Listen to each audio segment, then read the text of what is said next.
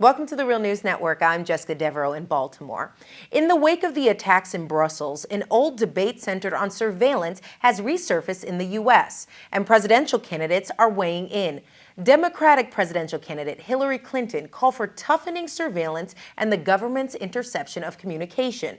On the Republican side, Ted Cruz, he called for patrolling Muslim communities in the United States, while Donald Trump has called for the surveillance of mosques.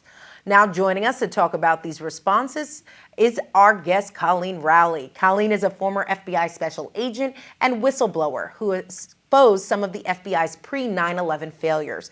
Thanks so much for joining us, Coleen. Hi, thanks for having me. So, Coleen, what's your take on this rhetoric that's being espoused by Republicans and Democrats alike on increasing the role of surveillance?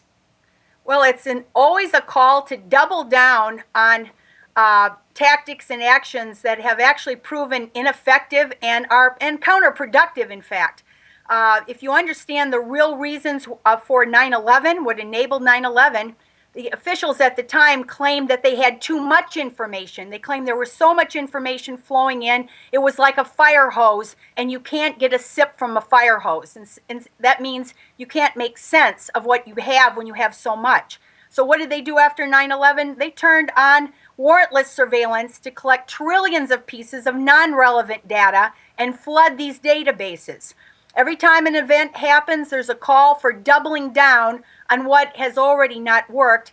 And it's usually sold to us as, now we have to not worry about the law so much. We don't have to worry about the Constitution and the Fourth Amendment and civil liberties because we want to be safe. Well, if we want to be safe, we have to start doing what makes sense. We have to fix the problems and not continue with these terrible strategies.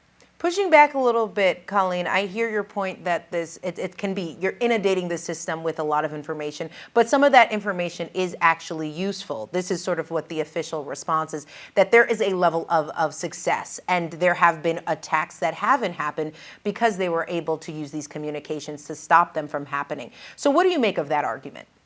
Well, I think there's always a chance of getting lucky. I worked in law enforcement for 24 years, and there are times when things come together and you luck out and you find a kidnap victim before the worst happens. So these things happen. The public doesn't really know the level of success because this is all cloaked in secrecy. But after Snowden's disclosures, when they really were under pressure to produce some examples, and they claimed there were 54 examples, all of those were the media checked into and found that they were not true. So that's telling us something. I think that, their argument is that you have to have hay in order to find a needle. That was what they actually said publicly in a testimony. I was one of the first people to say, well, if you're looking for a needle in a haystack, what good is it to add non-relevant hay to cover up the needle? You have to compare that it's easier to find something when you don't have non-relevant information cluttering it up. Things like the underwear bomber's own father calling up, like the Russians telling us about the Boston bombers. I mean, and in fact, the case is that Turkey authorities told Belgium authorities about the suspects in the recent case. You're always going to find this is the issue, that there is the information. Now, the other problem here is not dealing with the root problems of why we have such a high level of terrorism. I'm glad you mentioned that, the root problems, because I want to pivot to something that came out of WikiLeaks recently. They released an archive of Hillary Clinton's emails when she was Secretary of State, and it revealed that in 2012, Sidney Blumenthal wrote to her saying, quote, "The fall of the House of Assad could well ignite a sectarian war between the Shiites and the majority Sunnis of the region, drawing in Iran, which in the view of Israeli commanders would not be a bad thing for Israel and its Western allies." Coleen, I want to get your take on this. Can you talk about the U.S. role in destabilizing the region and how that has brought us to a point of needing to bolster the national security apparatus?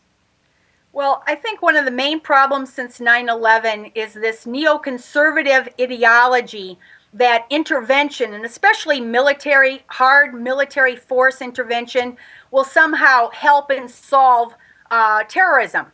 And in fact, the graph is just the opposite. Worldwide terrorism has increased by some accounts 6,000%.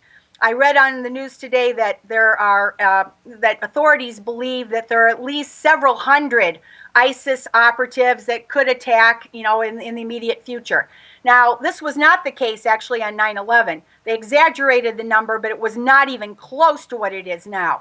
And this is actual proof that this intervention in foreign countries is increasing the hatred. The United States now in polls is seen as the #1 threat to world peace. So this level of radicalization is automatically going to increase if the United States continues these policies. And unfortunately, as I just said, there's always this tendency to double down on what is already proven not only just ineffective, but completely counterproductive. It's going against and increasing the level of terrorism. Real problem. So, Coleen, what are you then proposing? What should be Americans' attitudes in regions like the Middle East, for example, to lessen the threat of terrorism? We need to get back. I hate to be conservative, but we need to get back to adhering to the rule of law, to these old time-tested principles of what works. Our old laws of interrogation, which did not include torture, and the reason it didn't include torture was not because of ethics or law. It was because torture is unreliable. It gives you false information. That's why we have a Fifth Amendment. And so you go back to the rule of law, all of our laws that have evolved over hundreds of years. I think the anniversary of habeas corpus, the Magna Carta, is coming up shortly, or it just was, 800 years. Go back to those laws. Go back to actually the treaties of the time that made wars of aggression illegal, because they serve nothing but creating more chaos, more violence, and stirring up more people. Terrorists are just fighting back because we have such a violence going on. Even in the United States, we're seeing the active shooters as a result, the same result of so much violent culture. So what we need to do is really go back to a time where we solve things through diplomacy, by leadership, by example. They always talk about smart power. Hillary Clinton especially talks about smart power. And smart power starts with leadership by example, and it ends at the very end of the spectrum with use of hard military force. Well, we've just glommed on to always seeing the answer as war and military force instead of the other end of the spectrum, which is leadership by example. In fact, we've lost a lot of our ability to even be a leader on human rights and getting other countries to follow the laws that we wish that everyone would live by. All right, Coleen Rowley joining us from Minnesota. Thank you so much for being with us. Thank you. And thank you for joining us on the Real News Network.